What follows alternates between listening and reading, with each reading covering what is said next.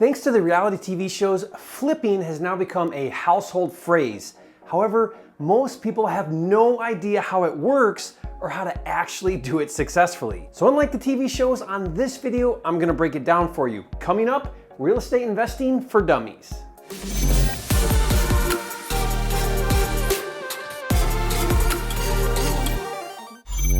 Some of what I'm going to cover on this video you may have heard before, but it is rarely, if ever, taught in a correct and complete way, which is why 99% of flippers struggle and don't earn six-figure incomes. Before we dive in, if we've never met, I'm Jerry Norton, and this channel is dedicated to helping you make money right now in real estate, not later in 10 or 20 years, or even 3 to 5 years, but right now so that you can achieve true financial freedom and live your dream life. Consider subscribing to my channel, click the bell icon to get notified when new videos are released. My definition of flipping is a real estate transaction that creates a profit in 12 months or less. The general concept is to buy or acquire a distressed property at a discount and then resell it or flip it for a profit. It's important to know that of all of the real estate transactions that take place each and every day, 95% of them are sellers who want to sell their property and they want to get full market value. The other 5% of transactions are sellers who need to sell due to some kind of hardship that's going on.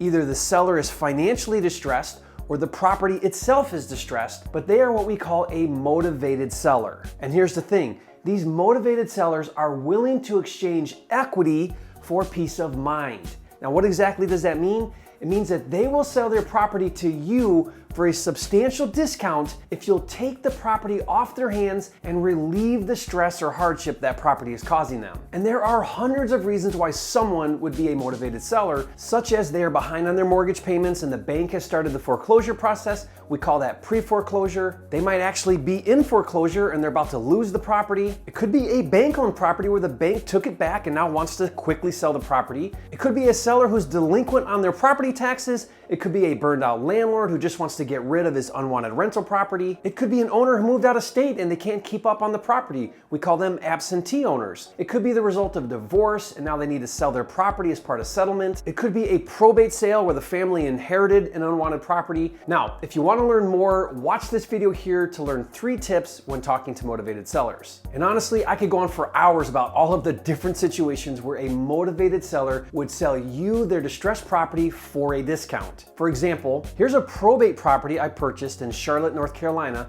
for $175,000 that I fixed up and I flipped for $725,000. Or this bank-owned property in Seattle, Washington that I acquired for $145,000 that I fixed up and turned around and sold for $320,000. Or this little house in Oak Park, Michigan that I acquired for $32,000 from a burned out landlord and I just quick flipped it to another investor without doing any work at all. Listen, your job as a flipper is to not create motivation in a seller, but rather find the 5% of sellers that are already motivated. Once you've found a motivated seller, there are 2 basic methods to flip the deal and make a profit. The first is called fix and flip, and there are 3 steps. Step number 1 is to acquire a distressed property with equity from a motivated seller. Step 2 is to add value to the property by making improvements. And then step 3 is to market and sell the property to a retail buyer or a homeowner for full market value, like the Charlotte and Seattle deals that I just shared with you. The second method of flipping is called wholesaling, and here are the 3 steps. Step 1 is to acquire a contract to purchase a distressed property with equity from a motivated seller. Step 2 is rather than purchasing the property, you assign or flip your contract to another investor. Step 3 is the new investor steps in, they purchase the property, and they pay you a wholesale fee or what's often called an assignment fee. Like the example I just gave on the deal in Michigan. Here I earned a $23,000 assignment fee by flipping my contract. So what are the pros and cons of each method? Well, the idea behind the fix and flip method is to do more work now for more profit later. Remember, with fix and flip, you need to purchase and fund the deal, pay for and manage the repairs, and then market and sell the property. Once you resell the property is when you realize a profit. Now, if you follow my system, you can earn $25,000 to $75,000 or more per deal, so it's very lucrative. Wholesaling, on the other hand, is less work now for less profit now. Because you don't need funding if you do it right, and there's no managing renovations, and there's no marketing and selling to homeowners. You get a small piece of the profit up front, and then you're done, and you leave the lion's share of the work and profit for the next person. And if you follow my system, you can earn on average from $5,000 to $25,000 or more per deal. So Let's jump over now to my 6-figure profit system mind map and take a look. Okay, so here's my mind map here. I call this the 6-figure profit system. And you can see here we have acquisitions on this side and we have operations on this side. So operations over here, acquisitions over here. And I'm just gonna try to fit that all in the camera with it being zoomed in. So with acquisitions, you can see here we have 3 different departments, and then over here with operations, we have 2. So I'm gonna go through this with you right now. And the way this is set up here, if you look at this, is here's you, right? You are up here at the top, and your job is to be the orchestrator of the business. That's how a real business should work, right? You're at the top, making sure that all of the functions below you happen and are managed properly. They're managed with people, they're managed with systems, and that's how you grow and scale your business. So here we are, here's you at the top. You have your 2 different departments, I call them, acquisitions and operations. And acquisitions is everything it takes to get the deal. So we break it into 3 different parts.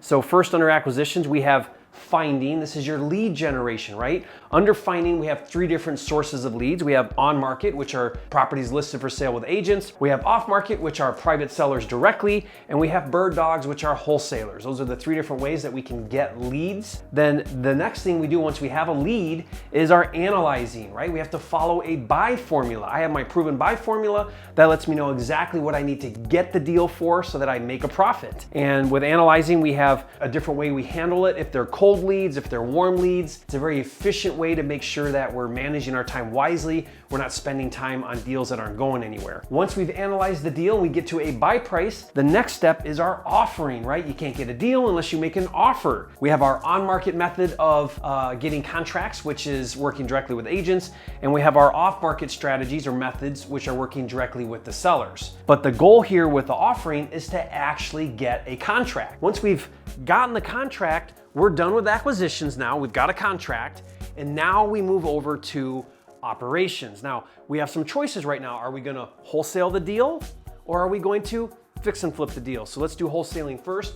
If we decide that we're gonna wholesale the deal, then we have to find a cash buyer. So we have our strategies and our methods for building a cash buyer list, putting our deal in front of those cash buyers. And then ideally, if we do it right, then we do a single closing, which is an assignment, and we get paid our fee and we're done. Walk out of there, made a little bit of profit for a little bit of work, and we leave the majority of the work for the next person who's gonna take that deal and run with it.